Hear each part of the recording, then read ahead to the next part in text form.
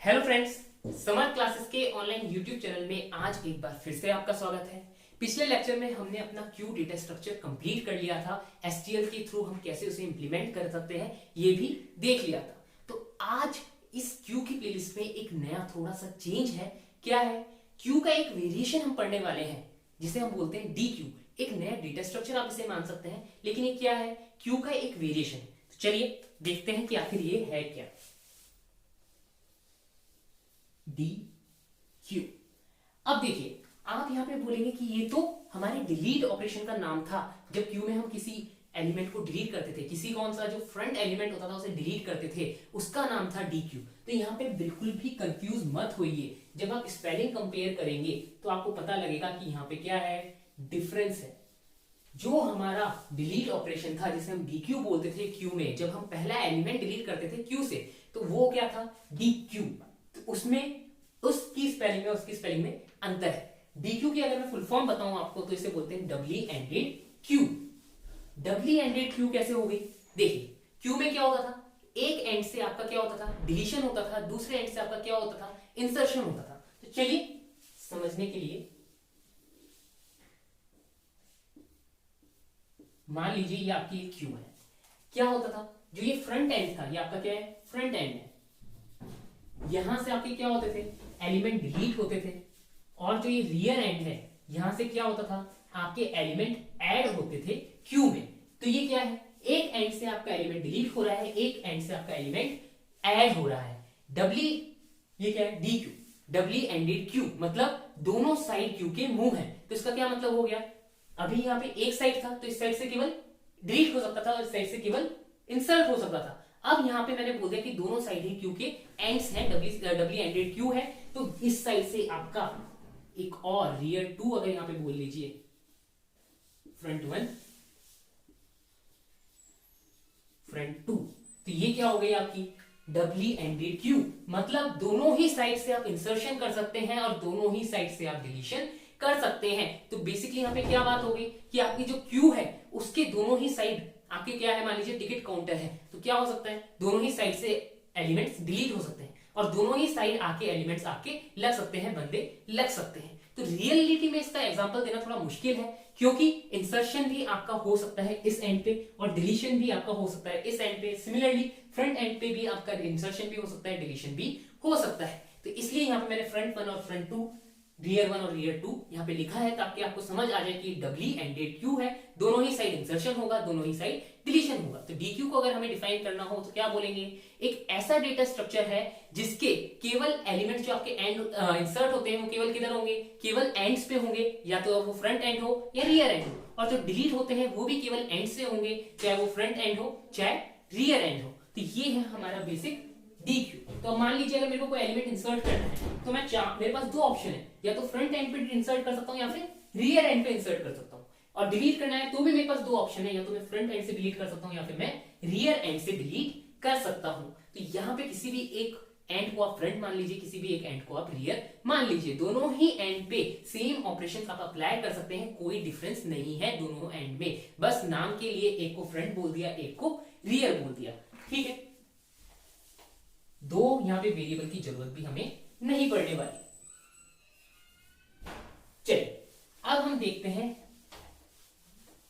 DQ के बारे में कुछ बेसिक चीजें। तो जो आपका डीक्यू है ये बेसिकली होने में सेम आपके वेक्टर की तरह है, लेकिन यहाँ पे डिफरेंस क्या है? यहाँ पे डिफरेंस ये है कि ये आपका वेक्टर है किस सेंस में? जब आप इंसर्शन और डिलीशन की बात करें, क्योंकि यहाँ पे जो भी इंसर्शन और डिलीशन होना है वो कहां पे होना है? केवल एंड में। तो ये आपको इजी पड़ता है। आपका जब भी इंसर्शन एंड डिलीशन केवल एंड्स में होना है तो आपको क्या यूज करना है? डी की यूज करना है रेदर देन वेक्टर, क्योंकि ये मोर इफिशियंट है इस केस के लिए। क्योंकि ये बना ही किस लिए है? जब आपको इंसर्शन और डिलीशन परफॉर्म करना है only on ends of A data structure. तो कौन सा आ गया वो डेटा स्ट्रक्चर? डी क्यू, ठीक है। इसके अलावा हम बात करें कि क्या डिफरेंस है वेक्टर और क्यू में, तो यहाँ पे जो एक बड़ा डिफरेंस आता है वो ये है, वेक्टर की जो मेमोरी एलोकेट होती है सारे एलिमेंट्स की, वो कैसी होती है? कंटीजियस होती है। मतलब अगर पहला एलिमेंट 200 पे है तो दूसरा, इंटीजर की अगर मैं बात कर रहा हूं, पहला एलिमेंट अगर 200 पे है तो दूसरा 204 पे होगा। लेकिन डीक्यू के केस में ये बिल्कुल भी जरूरी नहीं है। डीक्यू में कंटीजियस मेमोरी एलोकेशन नहीं होती है। तो ये एक मेजर डिफरेंस है, ध्यान रखिए। वेक्टर में आपकी कंटीजियस मेमोरी एलोकेशन होती है और डीक्यू में नॉन कंटीजियस मेमोरी एलोकेशन होती है। दूसरा डिफरेंस क्या है, अगर आप इंसर्शन एंड डिलीशन कर रहे हैं, उस केस में ओनली ऑन एंड कर रहे हैं, तो कौन सा ज्यादा इफिशियंट है, आपका डीक्यू ज्यादा इफिशियंट है। चलिए अब हम चलते हैं इसकी तरफ, फंक्शंस की तरफ। यहां पे हम इंप्लीमेंटेशन वगैरह नहीं देख रहे हैं क्योंकि सेम है। जब आप इंप्लीमेंट करने जाएंगे तो सेम है जैसा हमने क्यू इंप्लीमेंट किया था। तो डायरेक्टली हम अब एसटीएल की तरफ चलते हैं कि जब हम एसटीएल के थ्रू इसे इंप्लीमेंट करेंगे तो कैसे आखिर करने वाले हैं। तो ठीक है, एक हमें पढ़ना है इसके फंक्शंस कि डीक्यू के कौन कौन से फंक्शंस हमें यहाँ पे एसटीएल प्रोवाइड करता है, कौन कौन से एसटीएल यहाँ पे फंक्शंस प्रोवाइड करता है डीक्यू के केस में।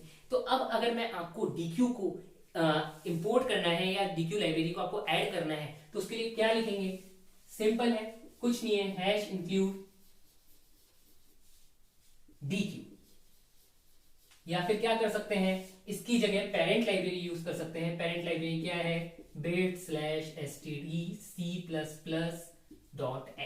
ये भी आपको डीक्यू इंपोर्ट कर देगी, आपके कोड में, प्रोग्राम में डीक्यू आ जाएगी और आप उसे यूज कर सकते हैं। अब अगर मैं बात करूं डिक्लेरेशन की तो बिल्कुल सेम है। पिछला लेक्चर आपने देखा होगा तो मैं आपको ज्यादा बोर नहीं करूंगा, सीधा एक जेनरिक लिख देता हूं, डीक्यू डेटा टाइप, जो भी डेटा टाइप है, और डीक्यू का नेम, जिसे हम लिख देते हैं नेम। इसके थ्रू क्या हुई, आपने जिस भी डेटा टाइप की आपने डीक्यू बनानी है उस डेटा टाइप की यहां पे बन जाएगी। एक एग्जांपल के लिए अगर हमें इंट की बनानी है तो बहुत ही सिंपल है, डीक्यू इंट डीक्यू। प्रोनाउंसिएशन भी सेम है दोनों का, डीक्यू और डीक्यू। ठीक है, चलिए अब हम देखते हैं कि कौन कौन से फंक्शंस हमें यहाँ पे डीक्यू लाइब्रेरी प्रोवाइड करती है। तो चलिए सबसे पहला आपको पता ही है कौन सा, सेम जो हमारा किस में था, जो हमारा क्यू में था, एम्प्टी। क्या करेगा, एम्प्टी आपको बताता है कि आपकी जो डीक्यू है वो खाली है या भरी है। खाली है, एम्प्टी है, मतलब आपका फंक्शन रिटर्न करने वाला है ट्रू, और अगर एक भी एलिमेंट है या एक से ज्यादा एलिमेंट है तो आपका ये रिटर्न करेगा फॉल्स। यहां पे मैं लिख नहीं रहा, सेम है डीक्यू डॉट, चलिए लिख ही देते हैं, डीक्यू डॉट एम्प्टी।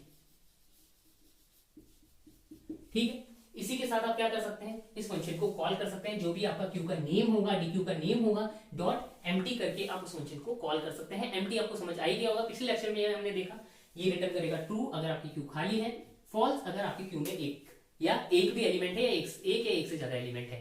सीधी बात है, कोई भी एलिमेंट हुआ तो ये फॉल्स, खाली है तो ट्रू। नेक्स्ट चलते हैं, सेम साइज। डीक्यू की अगर आपको साइज पता लगानी है कि डीक्यू में आखिर एलिमेंट्स कितने हैं, तो उसके लिए आप फंक्शन कॉल कर सकते हैं, क्या, डीक्यू डॉट साइज। ठीक है, अब यहां पे देखिएगा, जो हमने एनक्यू ऑपरेशन और डीक्यू ऑपरेशन का नाम वहां देखा था, पुश एंड पॉप, किसमें, क्यू में, उनका यहाँ पे नाम थोड़ा सा स्लाइटली चेंज हो जाता है और बहुत आपको इजी रहेगा याद रखने में। क्या है, यहाँ पे अब आपके क्या है, दो पुश फंक्शन है, या तो आप कहां कर सकते हो, फ्रंट एंड पे पुश कर सकते हो, या फिर रियर एंड पे जो आपका एलिमेंट है उसे पुश कर सकते हो। सिमिलरली जब आप डिलीट कर रहे हैं, डीक्यू कर रहे हैं, उस केस में भी दो ऑप्शन है, जो आपको पॉप करना है एलिमेंट, वो या तो फ्रंट एंड से कर सकते हो या फिर रियर एंड से कर सकते हो। ठीक है, सिंपल है। तो इन दोनों को अगर आप कंबाइन कर दें, मतलब दो एंड हैं और फंक्शन नेम क्या था आपका, पुश, तो सेम अगर दोनों को कंबाइन कर दें, कैसे, मान लीजिए आपको फ्रंट एंड पे एक एलिमेंट पुश करना है, Q underscore push underscore front, और जो भी एलिमेंट आपने यहां पे इंसर्ट करना है उसे पास कर दें, तो ये फंक्शन क्या करेगा, ये फंक्शन आपका जो जी है, जो नया एलिमेंट जी है, उसे कहां ऐड करेगा, क्यू के फ्रंट एंड पे ऐड कर देगा। सिमिलरली अगर आपको लास्ट रियर एंड पे पुश करना है तो उसके लिए यहां पे आपका जो फंक्शन होता है वो होता है पुश बैक, और पैरामीटर आएगा आपका जो भी एलिमेंट आपने पुश करना है क्यू में। तो काफी इजी है, दो एंड थे हमारे पास, फ्रंट और रियर। फ्रंट एंड पे आपको इंसर्ट करने के लिए क्या करना है, Q underscore front function call करना है और उसमें एलिमेंट एज पैरामीटर पास कर दीजिए जो भी आपने इंसर्ट करना है। अगर आपको रियर एंड पे करना है तो आपने देखा था कि जब क्यू हम पढ़ रहे थे उसमें अगर हमें लास्ट एलिमेंट का एक्सेस चाहिए था, जैसा हमारा फ्रंट फंक्शन था, वैसे ही हमारे पास फंक्शन कौन सा था, बैक। तो इसलिए आप उसे रिलेट कर सकते हैं कि जब आपने लास्ट में इंसर्ट करना है एलिमेंट या रियर एंड पे इंसर्ट करना है, उसके लिए क्या होगा आपका function, push underscore back. Similarly pop function भी सिमिलर होगा, बिल्कुल सेम।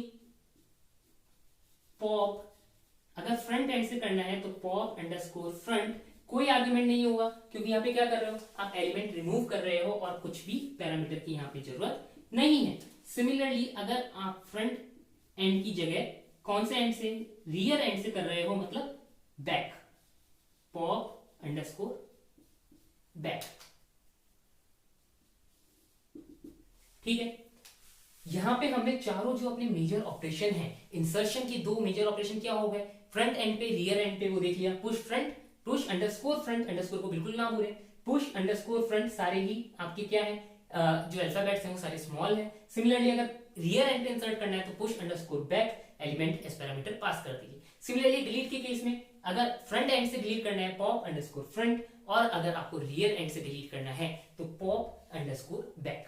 ठीक है, ये हो गए हमारे मेन फंक्शंस। अब बात आती है कि अगर हमें एक्सेस चाहिए किसका, इसको मैं रब कर देता हूं। जैसे हमें क्यू में फ्रंट एलिमेंट का एक्सेस चाहिए था कि बताओ भाई आखिर सबसे आगे लगा कौन है, क्यू में सबसे आगे है कौन, तो उसके लिए हम क्या कॉल करते थे, फ्रंट फंक्शन। सेम फंक्शन यहां पे है फ्रंट। क्या करेगा ये आपको रिटर्न करेगा रेफरेंस या वैल्यू किसकी, जो भी एलिमेंट आपका होगा फ्रंट एंड पे। एक एंड को हमने क्या नाम दिया फ्रंट, दूसरा एंड को हमने क्या नाम दिया रियर, दोनों ही एंड पे सेम ऑपरेशन हो रहे हैं, बस एक को हमने नाम दे दिया फ्रंट, एक को हमने नाम दे दिया रियर। फ्रंट एंड के लिए हम यूज करते हैं फ्रंट, जो भी आपका पुश है तो push underscore front. Rear and के लिए हम यूज करते हैं पुश अंडरस्कोर बैक, मतलब रियर की जगह आप कर दो बैक।